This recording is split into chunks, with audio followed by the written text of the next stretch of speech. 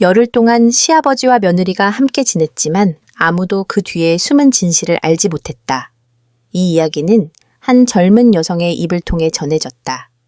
그녀는 소중한 기억의 한 조각을 잃었고 돌봄이 곧 사랑이라고 믿었던 순간을 후회했다. 그녀의 이름은 지연 27살이었다. 처사이를 낳은 지 나흘 만에 남편은 급한 해외 출장을 떠났고 시어머니는 갑작스레 뇌졸중으로 쓰러진 외조모를 돌보러 고향으로 내려갔다. 그래서 지연 곁에 남은 유일한 사람은 시아버지뿐이었다. 아무도 그녀에게 시아버지와 단둘이 보내는 시간이 어떤 느낌인지 말해준 적 없었다. 누구도 그녀에게 무엇을 조심해야 하는지 알려주지 않았다. 시아버지는 결코 무섭거나 거친 사람이 아니었다. 큰 소리로 말하지도 선을 넘는 행동을 하지도 않았다. 오히려 그는 지나칠 정도로 세심했다. 매일 아침 일찍 일어나 미역국과 따뜻한 된장찌개를 준비했다.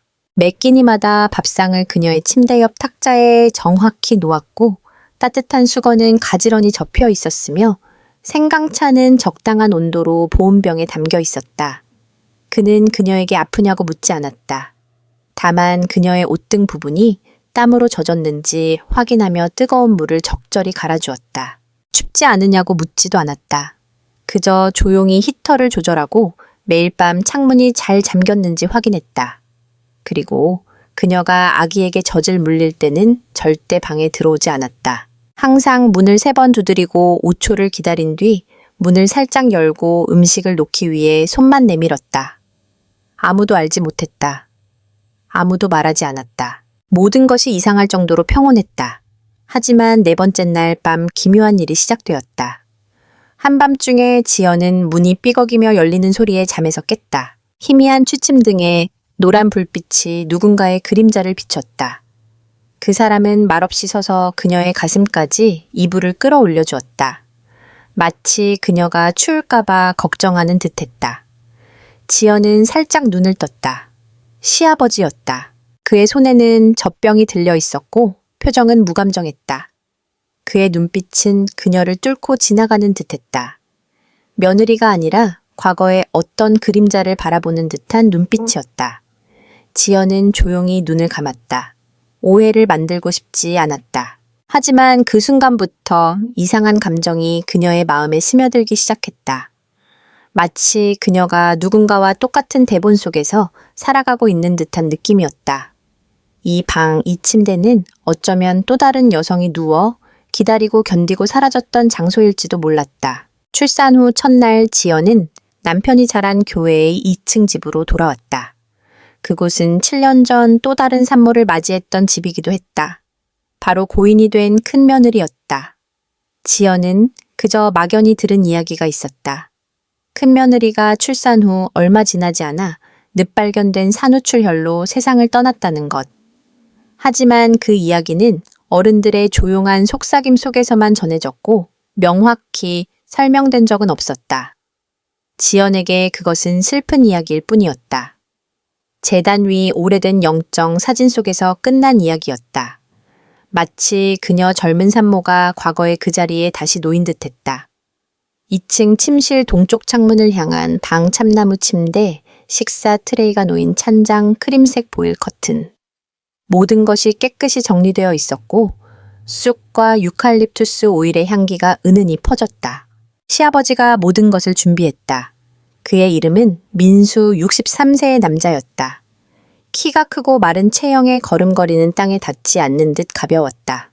목소리는 높지도 낮지도 않게 고르고 항상 일정한 거리를 유지했다. 점심에 먹은 된장국 괜찮았나? 그는 침대 옆 탁자에 음식 트레이를 놓으며 물었다. 지연은 살짝 고개를 끄덕였다. 조금 어색했다. 명절이나 가족 모임에서 그와 함께한 적은 많았지만 이렇게 단둘이 지낸 적은 처음이었다. 그가 요리를 하는 모습은 본 적 없었다. 더구나 그녀가 아기에게 젖을 물리는 시간이나 생리대를 갈아야 하는 시간을 꼼꼼히 기록하는 모습은 더더욱 놀라웠다. 예전에 누가 산후에 너무 오래 방치해서 문제가 생겼다고 하더라. 조심하는 게 나쁠 건 없지. 그는 마치 자신을 변호하듯 말했다.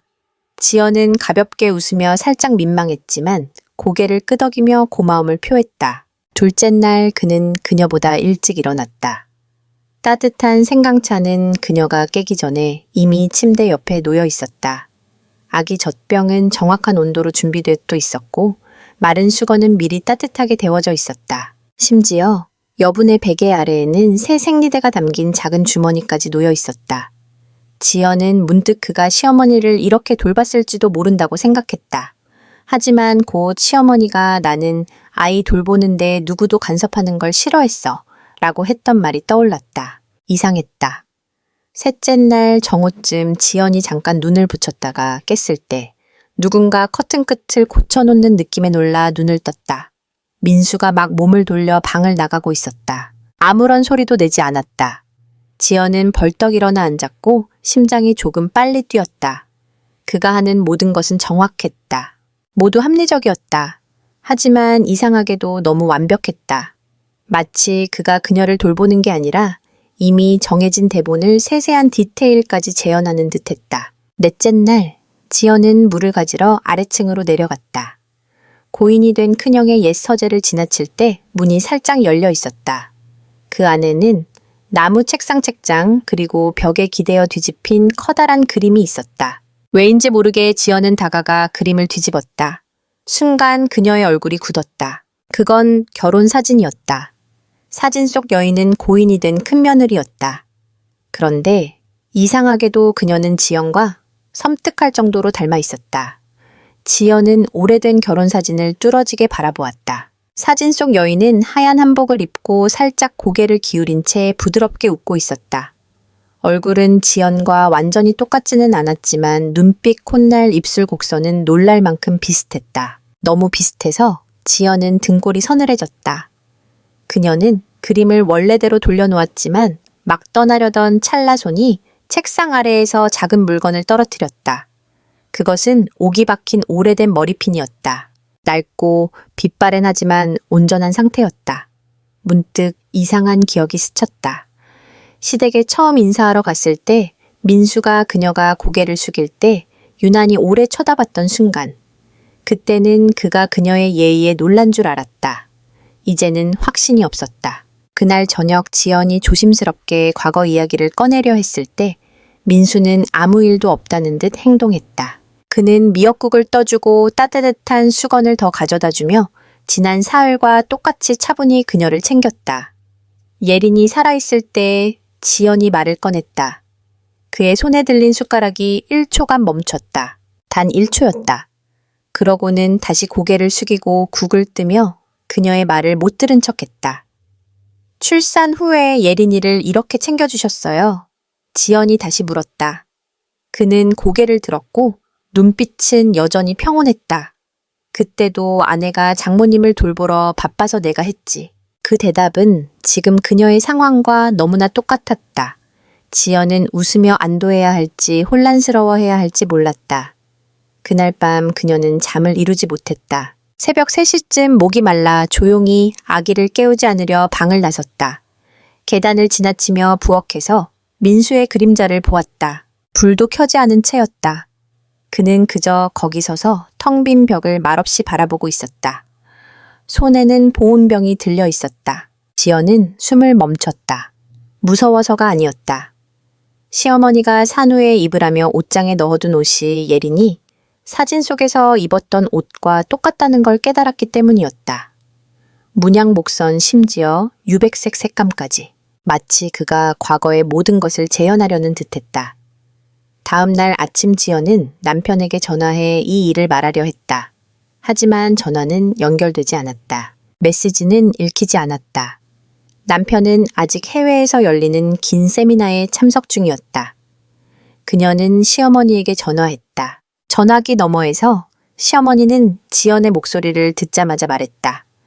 옛날 일로 괜히 생각 많아지지 마. 집에선 아버지가 다 챙겨주실 거야. 푹 쉬어. 지연이 더 묻고 싶었지만 시어머니는 전화를 끊었다. 그녀는 방 안에서 멍하니 앉아 있었다. 창밖으로 아침 햇살이 베개 위로 비스듬히 들어왔다. 그리고 그녀의 마음속에서 무언가가 커져갔다. 공포가 아니라 직감이었다. 이름을 붙일 수 없는 하지만 누군가 방금 그녀 귀에 속삭인 듯 선명한 직감. 너는 두 번째다. 그리고 마지막이 될 수도 있어. 다섯째 날, 지연은 모든 것을 기록하기 시작했다. 더 이상 자신을 확인하려는 게 아니라 무엇이 현실이고 무엇이 반복인지 구분하기 위해서였다. 수첩 첫 페이지. 오전 5시 40분. 생강차는 침대 왼쪽에 놓였다. 오전 6시 30분. 민수가 문을 3번 두드리고 5초 뒤 문을 열었다. 오전 7시 10분 따뜻한 수건은 3번 접혀 국 트레이 위에 놓였다. 정오 12시 점심은 또 미역국과 한우 사골국이었다. 오후 1시 30분 1층에서 쑥 끓이는 냄새가 올라왔다. 하루하루가 똑같이 흘렀다. 단 한 치의 어긋남도 없었다. 그날 밤 지연은 아기 옷을 널기 위해 뒷마당 발코니로 나갔다. 문득 그녀는 낮은 담장 너머 오래전에 메워진 우물이 있던 뒷마당 한쪽 구석을 내려다보다 멈칫했다. 그 옆에는 감나무가 서 있었고 떨어진 잎들이 뿌리 주변을 뒤덮고 있었다. 하지만 잎사귀 사이로 작고 네모난 무언가가 반짝였다. 그녀는 눈을 가늘게 뜨고 내려가 확인했다. 그것은 하얀 아기 신발 한 켤레였다. 낡았지만 형태는 온전했다. 진흙이 묻어 있었고 한쪽 신발 바닥에는 선명하게 소은이라는 이름이 적혀 있었다. 지연은 그 이름을 기억했다. 큰 며느리의 딸 소은이었다. 지연은 신발을 들고 올라와 세탁하려 했다. 하지만 세제를 꺼내려고 찬장을 열자 그녀는 숨을 멈췄다. 찬장 구석에 투명 비닐봉지에 깔끔히 접힌 천 뭉치가 있었다. 그녀는 그것을 꺼냈다. 아기 옷이었다. 잔잔한 꽃무늬가 새겨진 옷과 엄마가 소은이를 사랑해 라고 수놓인 손수건, 지연의 가슴이 조여왔다. 그녀는 모든 것을 들고 다시 뒷마당으로 갔다. 감나무 아래를 뒤지다 얇은 금속 상자를 발견했다. 자물쇠는 없었다. 그저 서류를 보관하는 상자였다. 안에는 색이 바랜 사진 몇 장이 들어있었다. 한 장은 예린이 갓난아기를 안고 민수 옆에 서 있는 사진이었다. 두 사람 모두 웃고 있지 않았다. 예린의 눈빛은 멍하고 피곤해 보였다. 또 다른 사진은 지연이 매일 밤 잠을 자는 침대를 찍은 것이었다. 사진 속에서 한 여성이 아기를 안고 있었고 지연이 며칠 전 입었던 유백색 꽃무늬 원피스를 입고 있었다. 지연은 그 자리에 주저앉았다. 사진 가장자리를 손으로 꽉 쥐었다. 모든 것이 반복되고 있었다. 방 원피스 생활 패턴 음식, 민수의 걸음걸이, 문 두드리는 방식, 심지어 수건을 접는 방법까지. 예린도 이렇게 보살핌을 받았을 것이다. 그리고 그 결말은 지연은 알지 못했다. 하지만 한 가지는 분명히 기억했다. 예린의 딸 소은은 오래 살지 못했다. 생후 몇 달 만에 세상을 떠났다. 그날 밤 지연은 잠을 이루지 못했다. 그녀는 아기를 품에 안고 침대 머리에 기대 앉아 문 쪽을 바라보았다. 새벽 3시 문이 삐걱이며 열렸다. 민수가 들어왔다. 그의 손에는 젖병이 들려 있었다. 그는 지연을 보지 않고 조용히 젖병을 탁자에 내려놓았다. 그리고 돌아섰다. 하지만 그가 문손잡이에 손을 댄 순간 지연이 입을 열었다. 아버님, 아직도 예린 씨가 젖병을 어느 쪽에 두는 걸 좋아했는지 기억하시죠?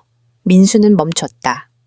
1초, 2초, 그리고 고개를 돌려 지난 닷새 동안 처음으로 그녀를 바라보았다.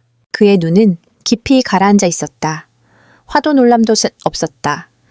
다만 그가 이 날이 올 줄 알았다는 듯한 눈빛이었다. 민수는 문 앞에 한참 동안 서 있었다. 문손잡이를 쥔 손이 허공에서 멈췄다가 힘없이 떨어졌다. 그는 몸을 돌려 방 구석 의자에 조용히 앉았다. 밤은 고요했고 시계의 똑딱거리는 소리가 초마다 날카롭게 울렸다. 뭐라고 했나? 그가 낮게 말했다. 목소리는 거의 속삭임에 가까웠다. 지연은 몸을 곧게 세웠다. 떨리지는 않았지만 가슴은 숨이 막힐 듯 답답했다. 예린 씨가 젖병을 침대 왼쪽에 두는 걸 좋아했는지 아직도 기억하시냐고 물었어요. 예린 씨는 왼손잡이였고 저는 오른손잡이니까요. 그는 그녀를 보지 않고 고개를 숙였다. 시선은 바닥 타일에 고정되어 있었다. 그래서 기억하시죠? 지연은 잠시 머뭇거리다 말을 이었다.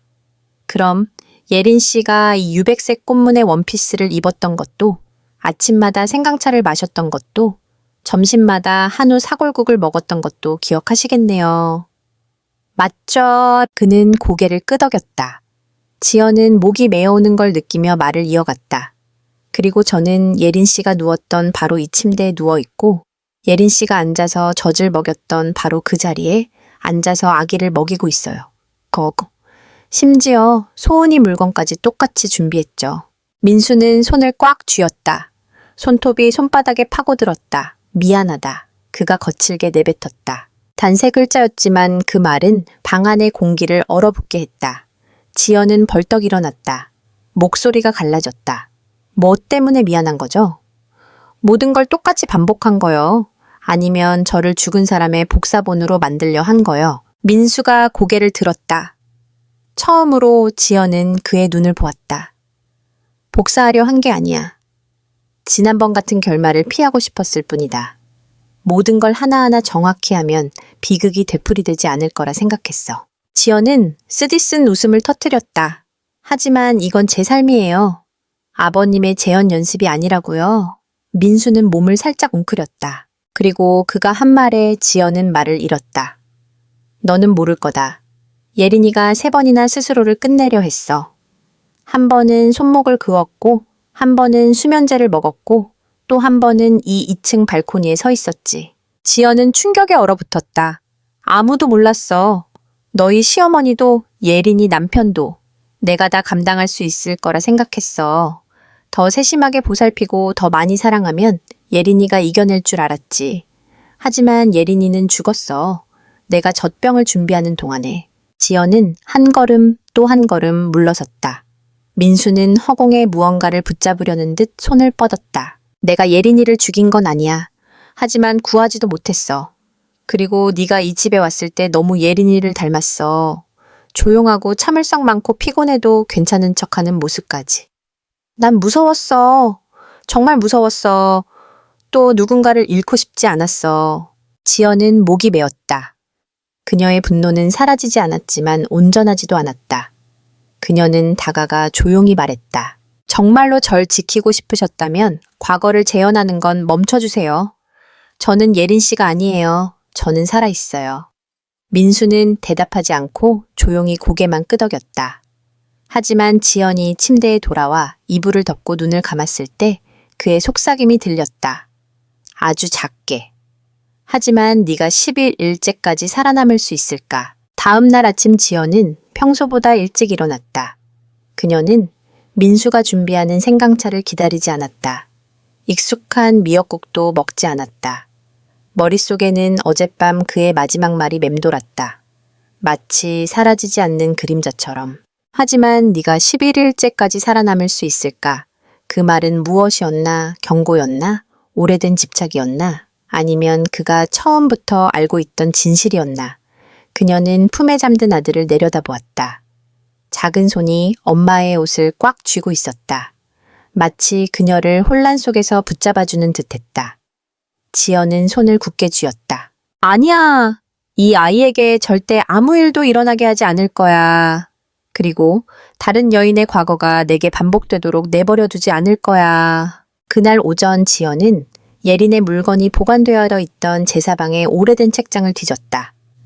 책장 안쪽 작은 서랍이 자물쇠로 잠겨 있었다.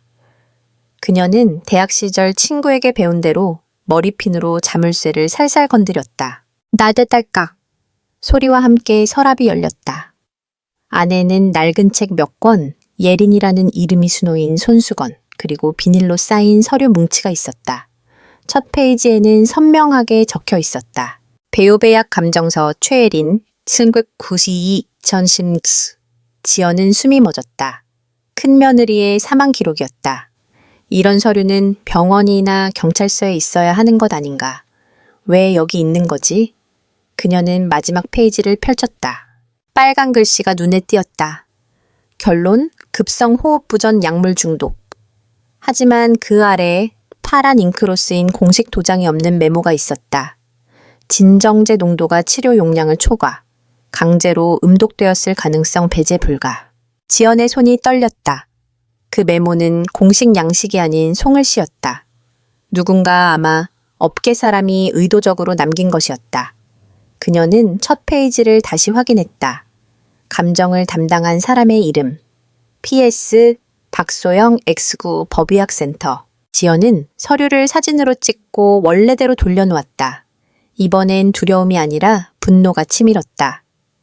오후 그녀는 잠든 척하며 문을 살짝 열어둔 채 누웠다. 베개 아래에는 전화기의 녹음 기능을 켜놓았다. 오후 2시 45분 가벼운 발소리가 들렸다. 문이 열렸다. 음식 트레이가 탁자에 놓이는 소리. 잠시 후 남자의 낮은 한숨. 그리고 섬뜩한 속삭임이 이어졌다. 저항하지만 않으면 지난번처럼 다 잘 될 거야. 지연은 눈을 떴지만 이미 아무도 없었다. 문은 닫혀 있었다. 그녀는 전화기를 확인했다. 녹음은 계속되고 있었다. 민수의 목소리였다. 정확히 일치했다. 그날 밤 지연은 저녁을 먹으러 내려가지 않았다. 방문을 잠갔다. 이어폰을 끼고 녹음을 반복해서 들었다. 들을 때마다 심장이 더 빨리 뛰었다. 이건 단순한 과잉 보살핌이 아니었다. 과거에 대한 집착도 아니었다. 민수에게는 무언가 잘못된 것이 있었다. 그리고 그 잘못은 이미 한 사람을 죽였다. 시간이 없었다.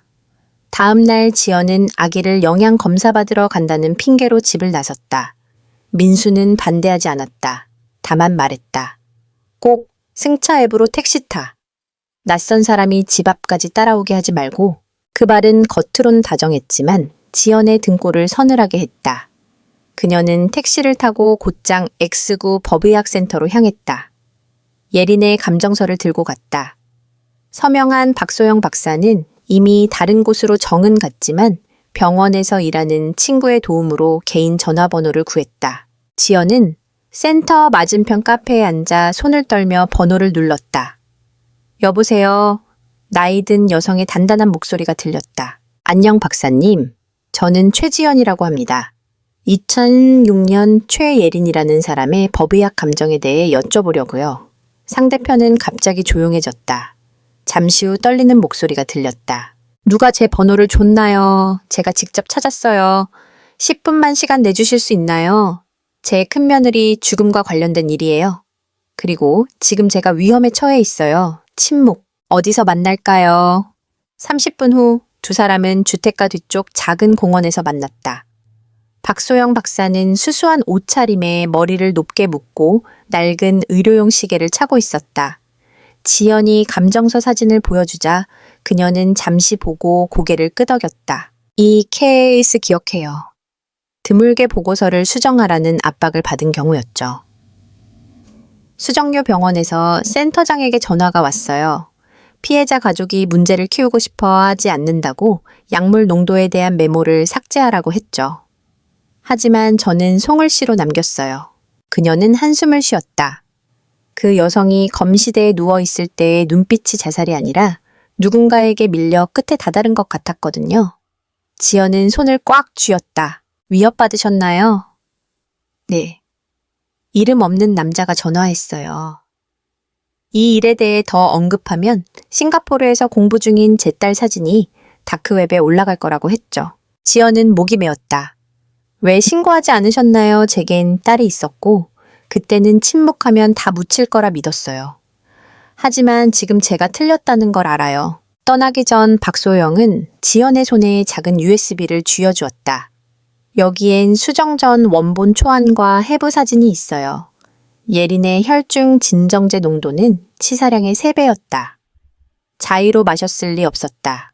지연은 눈가가 뜨거워졌다. 감사합니다, 박사님.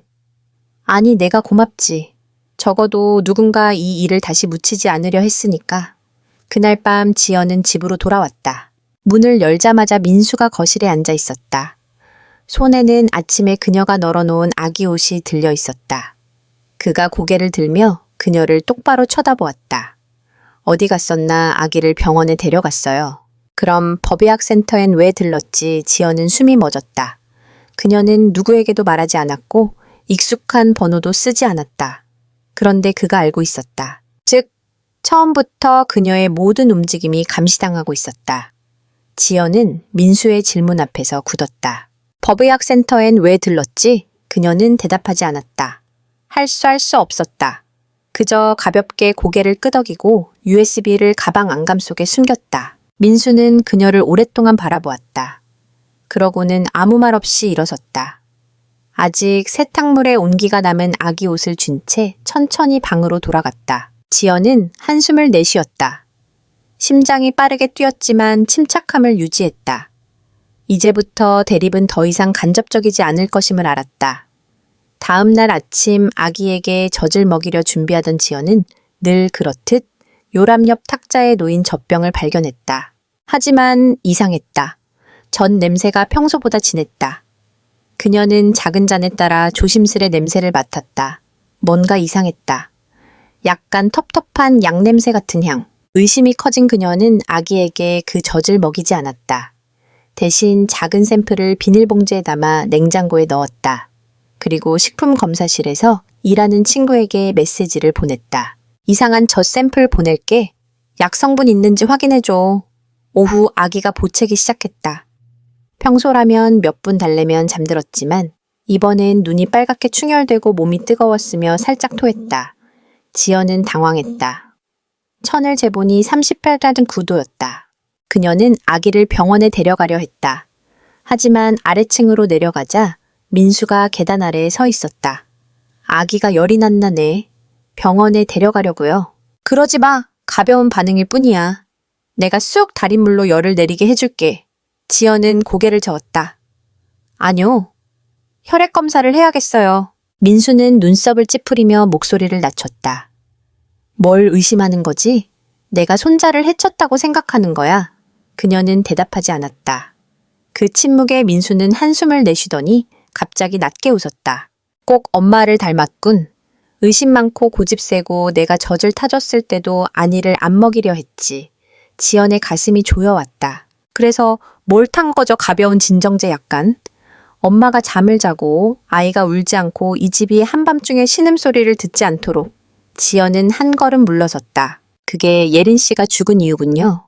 민수는 대답하지 않았다. 다만 말했다. 그날 밤 예린이가 생강차를 끝까지 마셨다면 산소호흡기까지 갈 일은 없었을 거야. 지연은 아기를 안고 집을 뛰쳐나갔다. 가슴이 미친 듯이 뛰었다. 하지만 대문을 여는 순간 제복을 입은 경비원이 다가왔다. 최민수 씨 댁 며느리시죠. 7시 이후엔 낯선 사람이 나가지 못하게 하라고 지시받았습니다. 지연은 굳었다. 뒷목으로 차가운 바람이 스쳤다. 품 안에 아기가 작게 떨었다. 그녀는 뒤를 돌아보았다. 2층 창문에서 민수가 내려다보고 있었다. 눈을 깜빡이지 않고 웃지도 시선을 피하지도 않았다. 그저 서 있었다. 마치 그녀가 다시 들어올 것을 알기라도 한 듯. 그리고 그는 맞았다. 지연은 돌아갔다. 두려움 때문이 아니었다. 벗어나려면 결정적인 한 방을 날려야 한다는 걸 알았기 때문이었다. 그날 밤 그녀는 잠을 자지 않았다. 그리고 쓰기 시작했다. 만약 나와 내 아이가 사라진다면 2층 방을 찾아봐.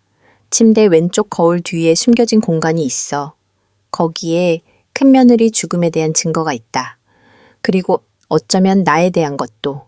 지연 7일째, 8일째 아침 지연의 전화가 울렸다. 검사실 친구에게서 온 메시지였다. 젖, 샘플에서 디아제팜 양성. 중추신경, 억제제. 6개월 미만 영의 부적합. 지연은 글자 하나하나를 읽으며 심장이 얼어붙었다. 디아제팜은 강력한 진정제로 성인을 혼수 상태에 빠뜨리고 과다 복용 시 갓난아기의 호흡을 멈추게 할 수 있었다. 아기는 이제 겨우 11일째였다. 그녀는 전화기를 꽉 쥐고 가방에서 예린의 감정서가 든 USB와 검사 결과 출력물을 꺼냈다. 모두 준비되었다. 필요하다면 언론에 보낼 것이다. 하지만 그러려면 이 집에서 아무도 모르게 빠져나가야 했다. 그날 오후 그녀는 평소처럼 행동했다. 아기를 햇볕에 쬐고 미역국을 다 먹고 민수가 하를 물을 때 미소로 답했다. 하지만 민수가 탄 젖은 아기에게 먹이지 않았다. 따로 준비한 젖을 색깔, 다른 뚜껑의 젖병에 숨겨 사용했다. 민수는 묻지 않았다. 하지만 그의 눈빛이 달라졌다. 마치 모든 걸 알면서도 기다리는 듯한 눈빛이었다. 8일째 밤 지연은 방문을 잠갔다. 하지만 새벽 2시 20분 문이 열렸다. 두드리는 소리도 발소리도 없었다. 그저 딸깍 하는 소리, 누군가 여분의 열쇠를 사용한 소리였다. 민수가 들어왔다. 취침등 불빛이 민수의 얼굴을 비췄다. 차갑고 지친 그러나 단호한 표정이었다. 지연은 꼼짝 않고 누워 잠든 척했다. 옆에서 아기는 작게 꿈틀거렸지만 울지 않았다. 민수가 다가가 요람 옆에 몸을 숙였다. 그의 손에는 젖병이 들려 있었다. 지연이 준비한 것이 아니었다. 마셔 소은아. 그가 속삭였다. 목소리가 갈라졌다. 오늘 밤은 울지 마. 엄마도 지쳤어. 엄마가 예린이랑 너무 닮았지, 너무 닮았어. 지연은 더 이상 참을 수 없었다. 눈을 떴다. 아버님, 제 아기에게 뭘 하려는 거죠? 민수는 멈칫했다. 1초. 그러고는 고개를 들어 그녀를 똑바로 쳐다보았다. 아무것도 아냐. 그냥 아기가 조용히 자고 울지 않고 버려지지 않기를 바랄 뿐이야. 지연은 벌떡 일어나 젖병을 낚아채 바닥에 던졌다. 병이 산산조각 났다. 약냄새가 코를 찔렀다. 텁텁하고 강렬했다. 틀림없었다. 예린 씨에게 했던 짓을 반복하고 있군요. 한 명씩 죽이고 있어요. 먼저 예린 씨, 그 다음 소은이, 그리고 이제 제 아기와 저까지. 민수는 반항하지 않았다. 그저 주저앉아 떨리는 손으로 얼굴을 감쌌다. 내가 죽인 게 아냐. 붙잡으려 했을 뿐이야. 이 집에서 여자가 떠나고 다시 돌아오지 않는 걸 견딜 수 없었어. 아무도 돌아오지 않았어. 하지만 저는 예린 씨가 아니에요. 너무 닮았어. 네가 누워있는 모습, 아기를 안은 모습, 우는 소리까지 전부 예린이 같아. 지연은 소리쳤다. 그래서 어쩌겠어요. 저를 언제까지 여기 가둬둘 건가요? 제가 정신을 잃을 때까지 그러고는 얼굴을 닦아주며 사랑한다고 말할 건가요? 민수는 침묵했다. 그러다 갑자기 그가 울음을 터뜨렸다. 흐느끼는 소리가 아니라 통제를 잃은 사람의 울음이었다. 지연은 아기를 끌어안고 물러섰다. 손이 떨렸다. 그녀는 알았다. 눈앞의 남자는 더 이상 아버지가 아니었다. 할아버지도 아니었다.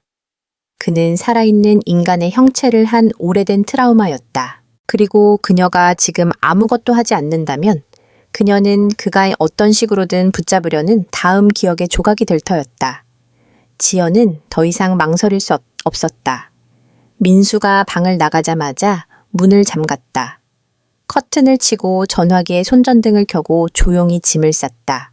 아기는 여전히 잠들어 있었고 작은 몸이 포대기에 쌓여 가끔씩 꿈틀거렸다. 그녀는 꼭 필요한 것만 챙겼다. 서류 여분의 젖 기저귀, 따뜻한 물이 든 보온병. 하지만 가장 중요한 건 USB였다. 법의학 감정서 해부 사진, 그리고 민수의 자백이 담긴 녹음. 그것 없이는 그녀가 아는 모든 것이 증거 없는 말이 될 터였다. 그녀는 USB를 크림통 안에 숨겨둔 화장대 서랍을 열었다. 그런데 멈칫했다. 심장이 쿵쾅거리기 시작했다. 다른 서랍 옷장 베개 및 가방 바닥을 뒤졌다. 없었다. USB가 사라졌다. 지연은 심호흡하며 당황하지 않으려 애썼다. 전화기를 확인했다. 검사 결과 사진과 메시지는 남아 있었다. 하지만 그것은 복사본일 뿐이었다. USB를 가져간 사람은 모든 흔적을 지우려는 것이다. 그녀는 즉시 민수를 떠올렸다. 하지만 그가 언제 가져갔지? 어젯밤 문을 잠갔다. USB는 분명히 있었다. 오늘 밤 그가 들어왔을 때 문이 열리는 소리에 잠깐 깼지만 그가 모든 것을 뒤질 시간은 없었다. 아니면 뒤질 필요가 없었다. 그가 처음부터 위치를 알고 있었다면, 즉 첫날부터 그는 모든 것을 감시했다. 그녀가 의심할 것, 조사할 것, 반항할 것을 알았다. 지연은 전화기를 꽉 쥐었다. 집 안기기 위치를 추적하는 예비 앱을 열었다. 젖병 보온기와 아기방 온도를 확인하려 설치했던 앱이었다. 녹색 점이 깜빡였다. USB와 연결된 기기가 다락방에 있었다. 지연은 아기를 포대기에 단단히 쌓안고 조심스레 방을 나섰다. 나무 계단이 발밑에서 살짝 삐걱거렸다. 다락방은 늘 잠겨 있었지만 지금은 문이 살짝 열려 있었다. 그녀는 안으로 들어갔다. 먼지 쌓인 공간 천장의 낡은 형광등에서 희미한 빛이 새어나왔다. 방 한가운데에 느슨하게 잠긴 나무 캐비닛이 있었다. 그녀가 열자 작은 목자의 상자 안에 USB가 놓여 있었다. 옆에는 색바랜 종이 뭉치가 쌓여 있었다. USB를 집으려던 순간 뒤에서 숨소리가 들렸다. 돌아보았다. 민수가 서 있었다. 형광등이 그의 얼굴을 창백하게 비췄다. 화도 놀람도 없었다. 그저 길게 숨을 내쉬었다. 정말 떠나려는 거냐? 지연은 아기를 더 세게 끌어안았다. USB를 등 뒤에 숨기며 말했다. 놔주세요. 아무것도 고발하지 않겠다고 약속할게요. 아기를 데리고 다른 곳으로 갈게요. 여기엔 더 이상 숨 쉴 공기가 없어요. 민수는 멈칫했다. 그의 눈에 눈물이 고였지만 떨어지지는 않았다. 미안하다. 하지만 널 보내주면 나는 또 모든 걸 잃게 돼. 지연은 목이 메었다. 저를 붙잡으면 잃는 게 아니라 두 번째로 죽이는 거예요. 1초가 흘렀다. 그가 그녀를 향해 한 걸음 다가왔다. 그녀는 물러섰다. 등이 캐비닛에 닿았다. 심장이 쿵쾅거렸다. 강요하지 마세요. 이미 밖에 있는 사람들에게 정보를 보냈어요. 내일 아침 7시까지 내가 연락하지 않으면 전부 공개될 거예요. 민수는 멈췄다. 그의 얼굴이 일그러졌다. 그리고 처음으로 그가 물러섰다. 지연은 다락방 한가운데 멍하니 서 있었다. 창문에서 불어오는 바람이 커튼을 흔들었다. 지연은 민수가 자신의 협박을 믿었는지 확신할 수 없었다. 하지만 이제 그녀는 증거를 되찾아졌다. 그리고 오늘 밤이 이 집에서 보내는 마지막 밤이 될 것임을 알았다. 한밤중에 몰래 빠져나가더라도 아기를 안고 어둠 속을 뛰어가더라도 9일째 밤 지연은 새벽 4시에 알람을 맞췄다. 해가 뜨기 전에 떠날 것이다. 많은 짐은 필요 없었다. 아기 신분증, USB 전화기, 그리고 희미한 믿음뿐. 이 대문 너머에는 삶이 있다. 다락방에서의 대면 이후 민수는 나타나지 않았다. 그의 방문은 굳게 닫혀 있었다. 집안은 이상할 정도로 고요했다. 지연은 알았다. 이건 평온이 아니라 폭풍이 몸을 웅크린 순간이었다. 그녀는 아기를 포대기에 넣고 가방을 가슴에 맸다. 문을 살짝 열었다. 경첩이 삐걱거리는 소리가 작게 울렸다. 복도를 지나며 심장이 조이듯 뛰었다. 대문 자물쇠에 손을 댄 순간 전화기가 진동했다. 지연은 깜짝 놀랐다. 손이 떨렸다. 화면에는 낯선 번호가 떠 있었다. 이름도 지역 코드도 국제 코드도 없었다. 망설이다 그녀는 전화를 받았다. 여보세요. 아무 대답도 없었다. 잡음 섞인 지지직 소리, 그리고 어린아이의 울음소리. 아주 작고 길게 이어졌다. 마치 우물 깊은 곳에서 과거에서 메아리 치는 듯 지연은 숨이 막혔다. 누구세요? 누구냐고요? 여전히 울음소리뿐이었다. 그러다 희미하고 먼 여자의 목소리, 그 아이를 거기 두지 마. 지연은 물러섰다. 가슴이 조여왔다. 죽은 자가 불러오는 소리 같았다. 하지만 그 공황 속에서 날카로운 생각이 스쳤다. 전화 속 아이는 그녀의 아기가 아니었다. 그 여자의 목소리는 예린이 아니었다. 그렇다면 누구지? 그녀는 주위를 둘러보았다. 대문 틈으로 바람이 세게 불어왔다. 밖은 새벽빛이 희미하게 깔리기 시작했다. 다시 전화가 진동했다. 새 메시지였다. 떠나려면 집을 나서기 전 3번 방 문을 열어. 3번 방은 지난 9일간 굳게 잠겨있던 복도 끝 방이었다. 지연은 물었다. 민수는 그저 오래된 물건을 보관하는 창고라고 했다. 하지만 이 메시지를 보낸 이는 외부의 누군가인가? 아니면 이 집에 살다 떠나지 못한 누군가인가? 지연은 몸을 돌려 복도로 돌아갔다. 3번 방 문이 눈앞에 나타났다. 그녀는 가방에서 만능 열쇠를 꺼냈다. 자물쇠에 넣고 돌렸다. 철컥 소리와 함께 문이 열렸다. 문을 밀자 곰팡이와 낡은 첫 냄새가 코를 찔렀다. 어두운 방 안작은 취침등이 방 한가운데 놓인 낡은 요람을 비췄다. 요람 위에는 갓난아기 인형이 있었다. 담요에 쌓이고 모자를 쓴 손이 살아있는 듯 뻗어 있었다. 요람 위에는 어린 소녀의 사진이 걸려 있고 휘갈겨 쓴 글씨가 적혀 있었다. 소은 3개월 2일. 지연은 인형에 손을 댈 뻔했다. 그때 요람 아래 서랍에서 낡은 수첩이 눈에 들어왔다. 첫 페이지. 소은 돌봄 일지 지난번 실수를 반복하지 않으려 기록한다. 민수의 글씨였다. 지연은 페이지를 빠르게 넘겼다. 메일의 세부사항이 기록되어 있었다. 수유 시간 물온도, 엄마가 먹은 음식 아기가 운 시간. 마지막 페이지 빨간 잉크로 떨리는 글씨. 10일째 아기가 많이 울었다. 엄마가 말을 안 들었다. 더 높은 용량을 탔고 엄마는 다시 깨어나지 않았다. 지연은 수첩을 떨어뜨렸다. 손이 차갑게 식었다. 탁자 위에는 낡은 전화기가 깜빡이고 있었다. 그녀가 받은 전화는 아직 연결 중이었다. 소은의 엄마가 부른다. 지연은 아기를 안고 방에서 물러났다. 그녀는 과거의 마지막 문을 연 것을 알았다. 더 머뭇거리면 그녀와 아기의 운명은 그 일지처럼 닫힐 터였다. 내일은 10일째 밤. 떠나지 않으면 영원히 남게 될 것이다. 지연은 3번 방을 나서며 악몽에서 깨어난 듯했다. 더 이상 떨지 않았다.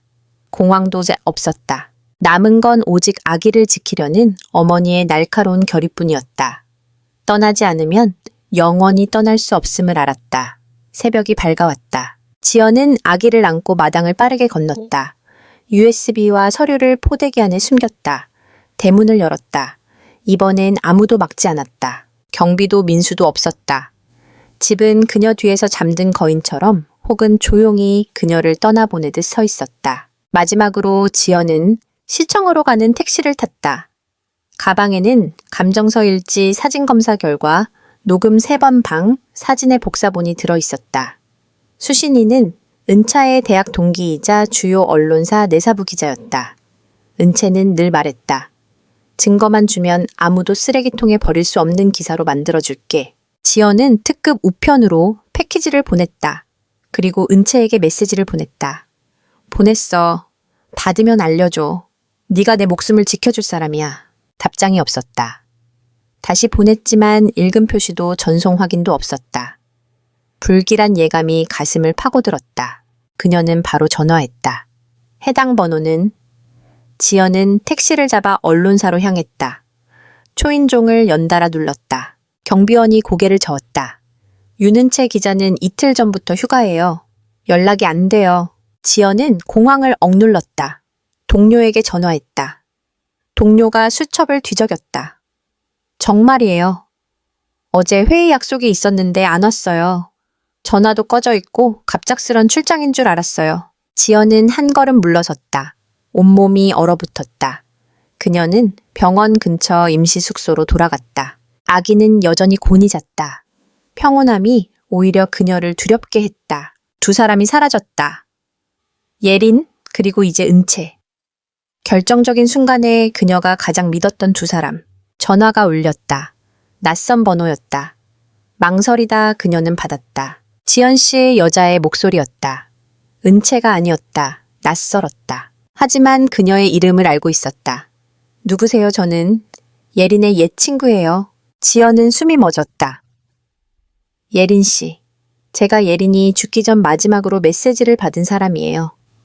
예린은 무슨 일이 생기면 자신보다 7년 뒤에 태어난 자신과 닮은 아이를 찾아보라고 했어요.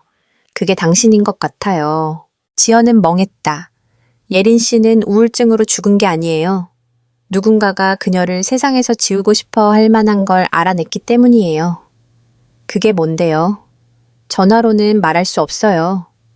하지만 알고 싶다면 10일째 밤이 끝나기 전에 저를 만나요.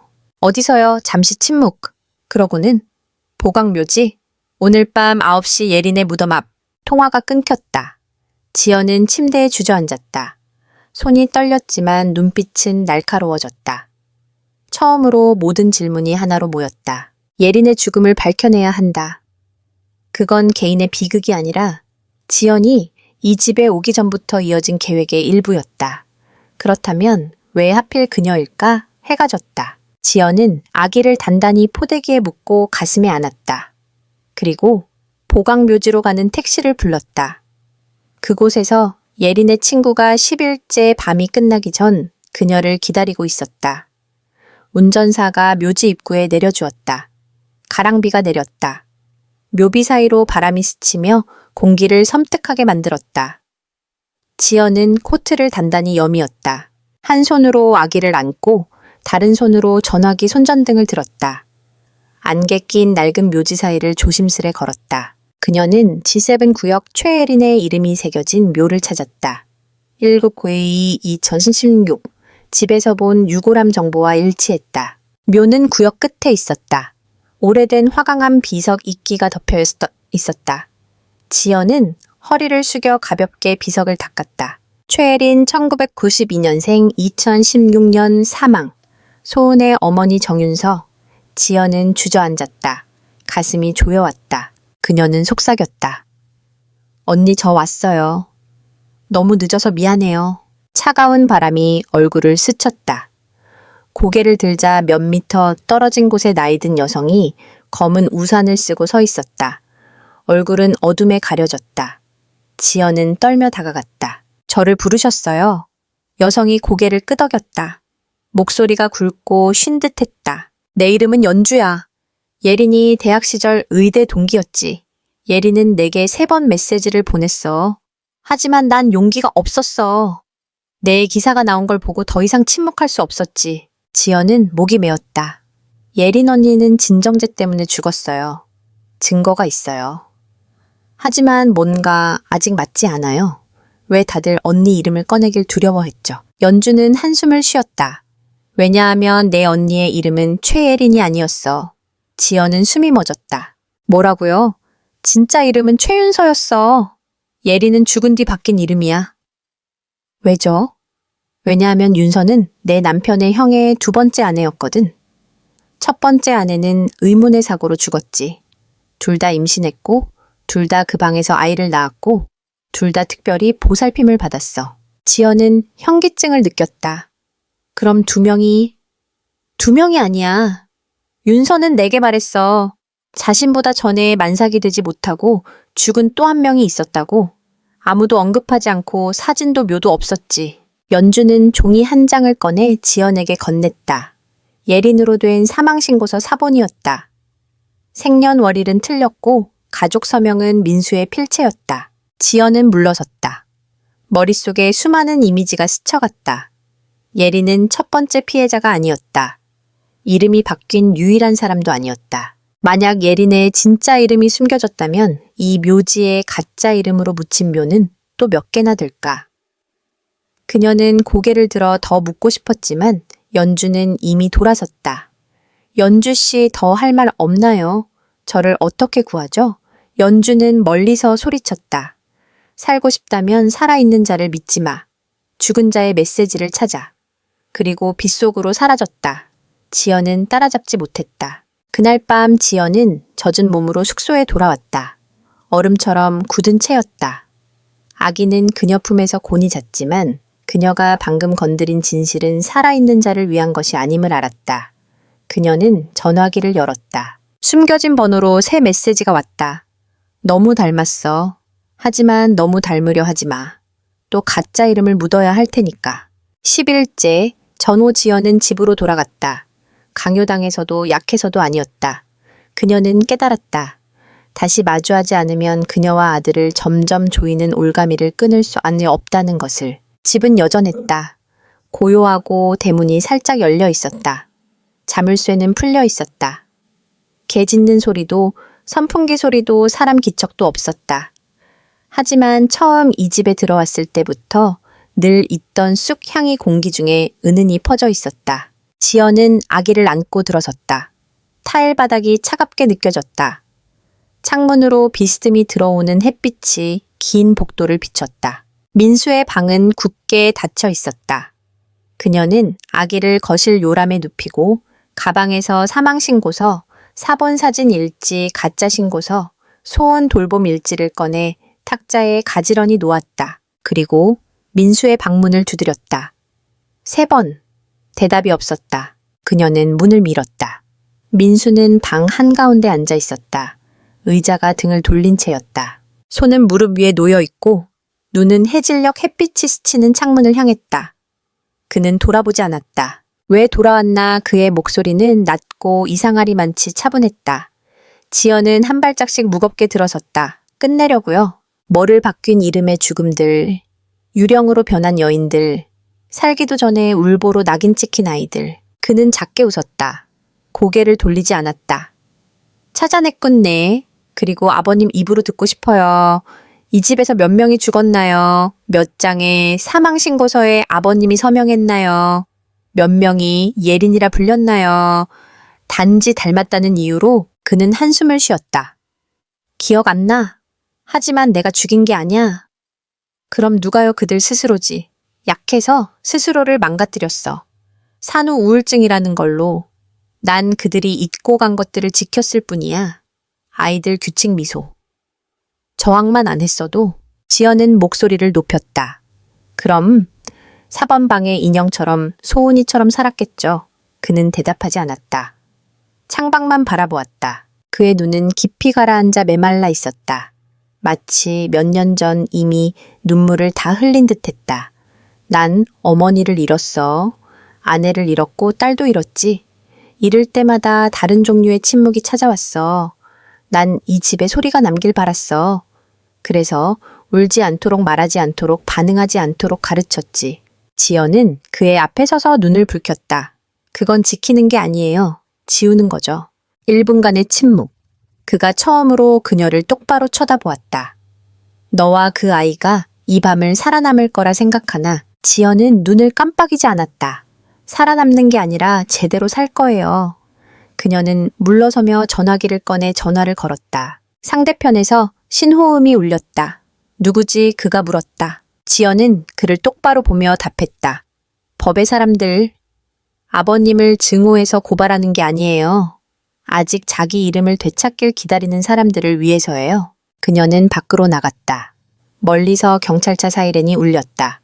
민수는 여전히 앉아 있었다. 움직이지 않고 저항하지 않았다. 마치 그가 알았던 것처럼. 10일째는 너무 오래 이어진 반복의 한계였다. 지연은 아기를 안고 돌아섰다.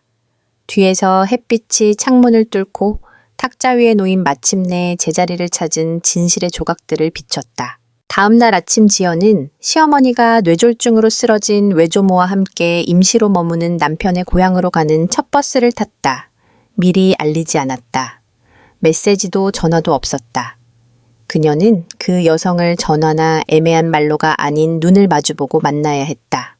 작은 집은 논밭 한가운데 이상할 정도로 평화로웠다. 시어머니는 현관에 앉아 칼로 채소를 다듬고 있었다. 한복 치마가 펄럭이고 머리는 단정히 묶여 있었다. 지연을 보자 미소를 지었다. 갑자기 웬일이야? 아무런 연락도 없이. 지연은 웃지 않고 가방을 내려놓고 똑바로 바라보았다. 예린 언니와 제 일로 이야기하고 싶어요. 시어머니의 미소가 굳었다. 칼질이 멈췄다. 무슨 소리야? 어머니가 예린 언니를 조기 퇴원시키고 집으로 데려오라고 서명한 걸 알아요. 의사가 반대했는데도요. 어머니가 무시했죠. 왜 그랬는지 알고 싶어요. 시어머니는 가만히 앉아 있었지만 눈빛이 날카로워졌다. 말 조심해. 아니요, 이제 진실을 들어야겠어요. 제가 아니라 이 아이를 위해서요. 제가 죽으면 다음으로 이름이 바뀔 건 이 아이잖아요. 그렇죠. 긴 침묵이 흘렀다. 시어머니는 일어나 손을 털고 집 안으로 들어갔다. 지연이 뒤따랐다. 집 안에서 그녀는 낡은 나무 상자를 꺼내 탁자에 올렸다. 상자를 열자 젊은 여성의 사진이 나왔다. 민수의 친어머니였다. 시어머니와 닮은 얼굴 아름다웠지만 눈빛은 차가웠다. 이 여성이 그 집에 처음 살았던 사람이야. 남편의 학대와 아들을 낳지 못했다는 사회의 멸시를 견뎠지. 독약을 마셨지만 살아남았어. 그 후로 내게 가르쳤어. 살아남으려면 피해자가 되지 말라고. 존재하려면 조용히 다른 일을 묻어야 한다고. 지연은 숨을 멈췄다. 시어머니는 눈을 가늘게 뜨며 분노도 냉정함도 아닌 경멸로 말했다. 너는 네가 첫 번째 억울한 사람인 줄 아나. 그 집에 들어간 여인들은 모두 사랑받을 거라 믿었지. 하지만 그 집에선 누구도 누구를 사랑할 수 없어. 자기 역할을 잘 연기한 자만이 살아남지. 지연은 이를 악물었다. 그럼 어머니도 다 아셨어요. 예린 언니가 죽고 소은이가 죽고 그 전 시어머니도 죽었는데 침묵을 선택하셨죠. 시어머니는 상자를 도로 넣으며 담담히 말했다. 침묵은 생존이야. 소리 지르면 죽어. 난 살 길 택했지. 죽은 자의 이름을 바꾸고 며느리가 죽어가도 귀를 막으며. 그녀는 지연을 오래 바라보며 낮게 말했다. 난 누구도 죽이지 않았어. 구하지 않았을 뿐이야. 너도 마찬가지야. 그날 도망치지 않았다면 지금쯤 비석 아래에 묻혔을 거야. 지연은 멈칫했다. 시어머니가 이어갔다. 하지만 넌 달라. 도망치고 맞서 싸울 줄 알았어. 그래서인지 너는 내가 보기에 계속 살아야 할 첫 번째 사람이야. 지연은 집을 나섰다. 마음이 가볍지 않았다. 승리감도 기쁨도 없었다. 오늘 그녀가 마주한 건 범인이 아니었다. 대대로 전해진 독성이 깃든 사상이었다. 멈추지 않으면 언젠가 그녀도 그런 시어머니가 될 터였다. 하지만 아니야. 그녀는 그걸 부술 것이다. 지금 품에 안긴 아이부터 가짜 이름을 짊어지지 않는 첫 번째 세대로 만들 것이다. 지연이 고향을 떠난 지 한 달 뒤 23번지 집에서 일어난 사건의 예비 심리가 열렸다.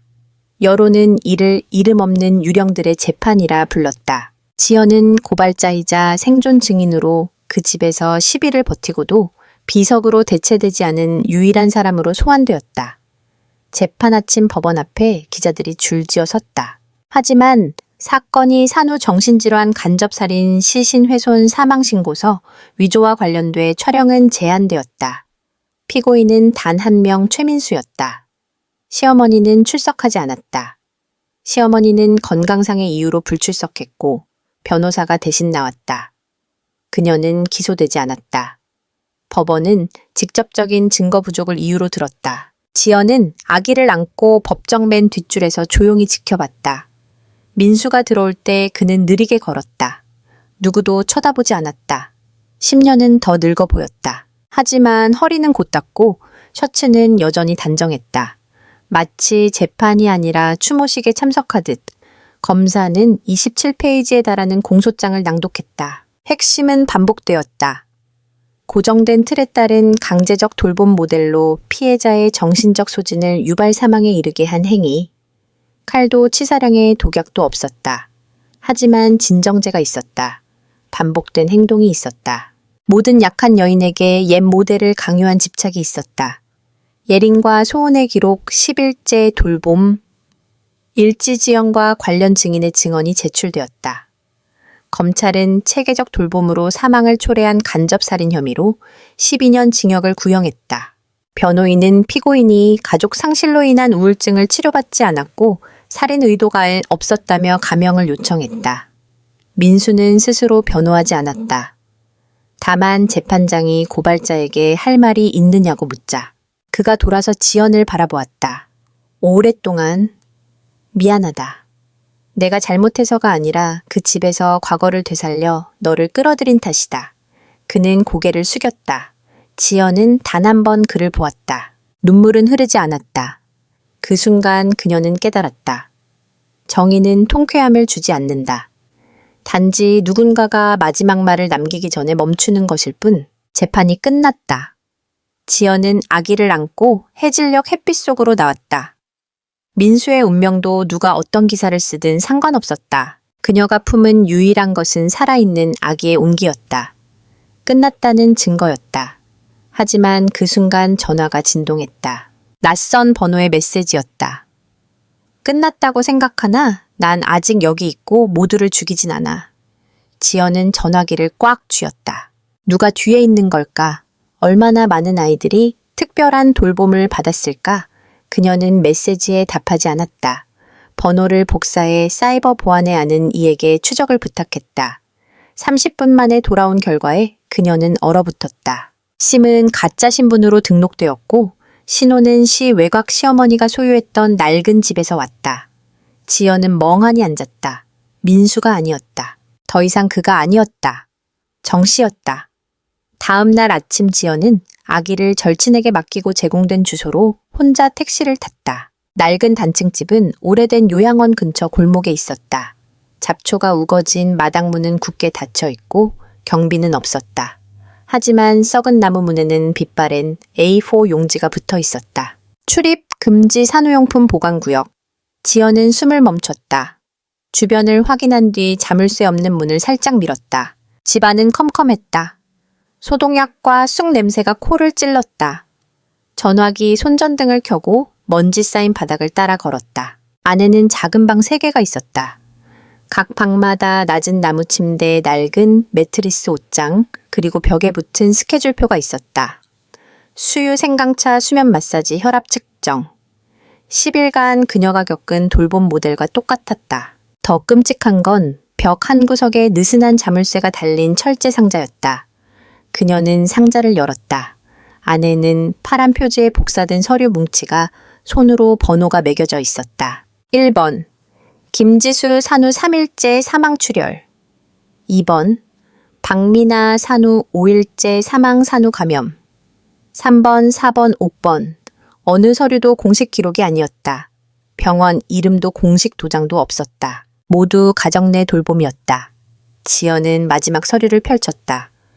첫 페이지에 이름은 없고 ST라는 표식만 있었다. 안에는 젊은 여성의 사진, 낯익은 얼굴이었다. 부드러운 곱슬머리, 날카로운 눈빛, 사진을 꺼내 뒤를 보았다.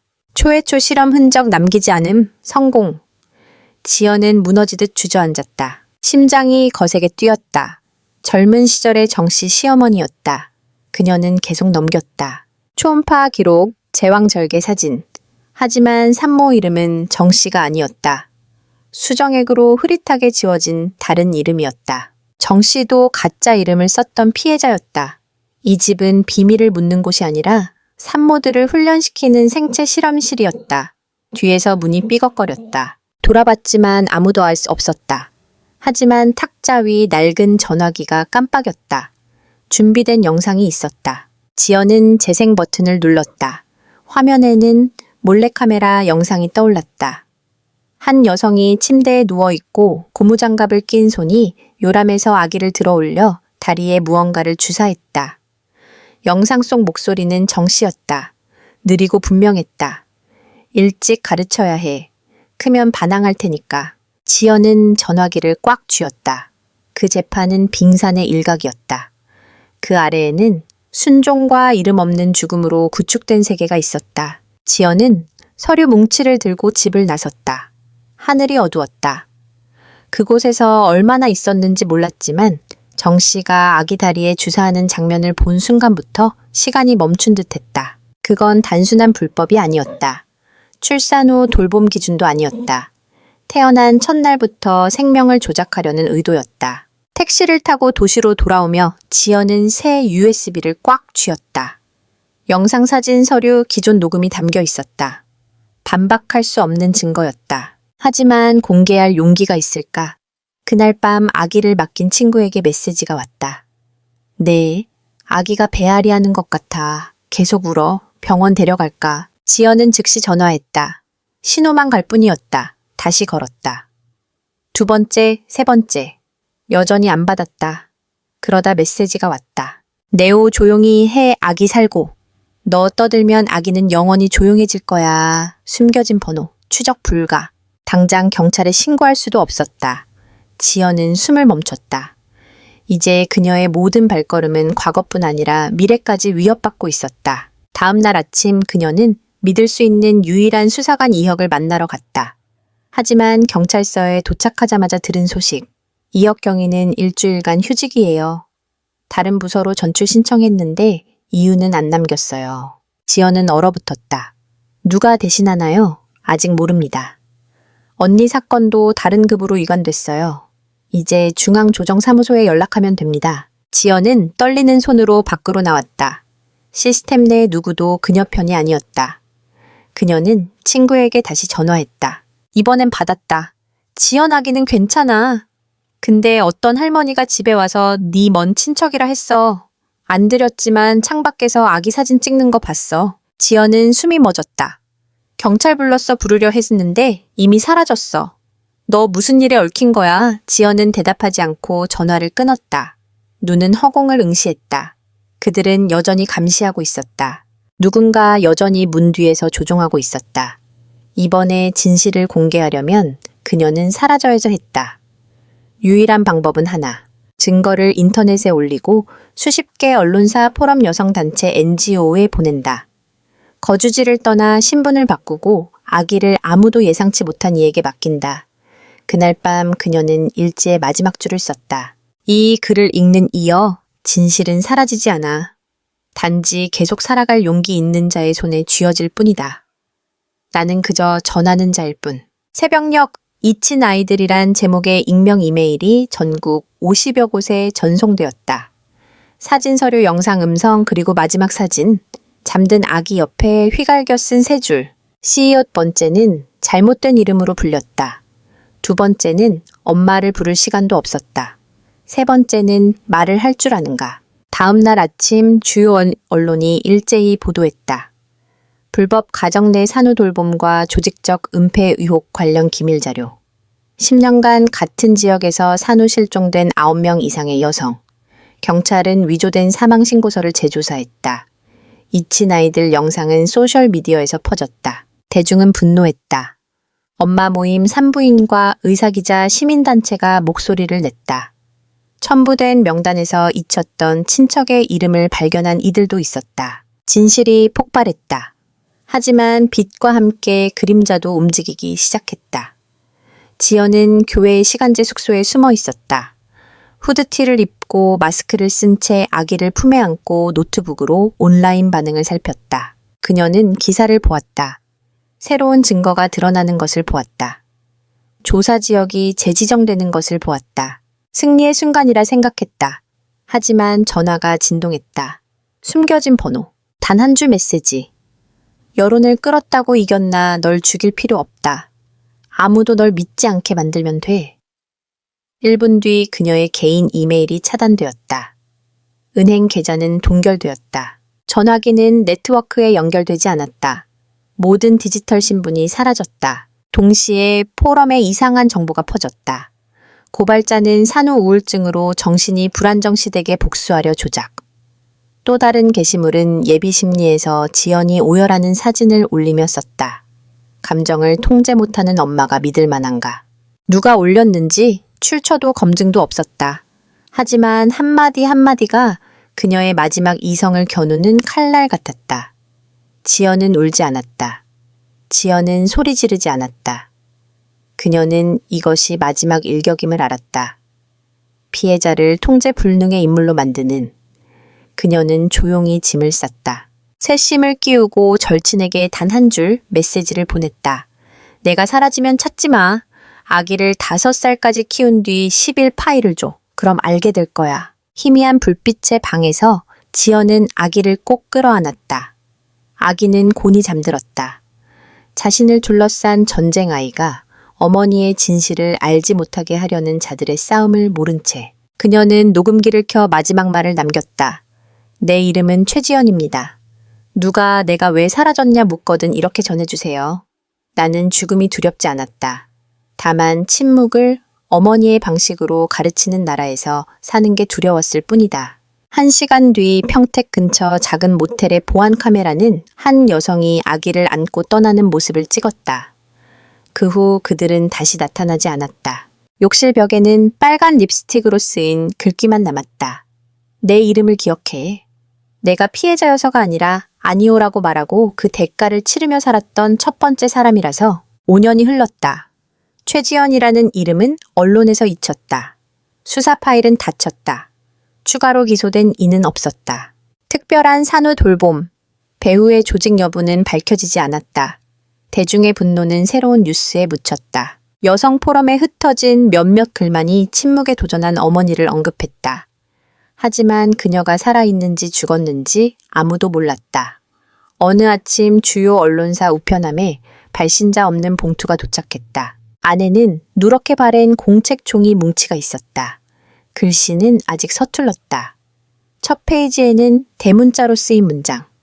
가짜 이름으로 불리지 않은 아이의 편지. 6살 소년 민재가 쓴 편지였다.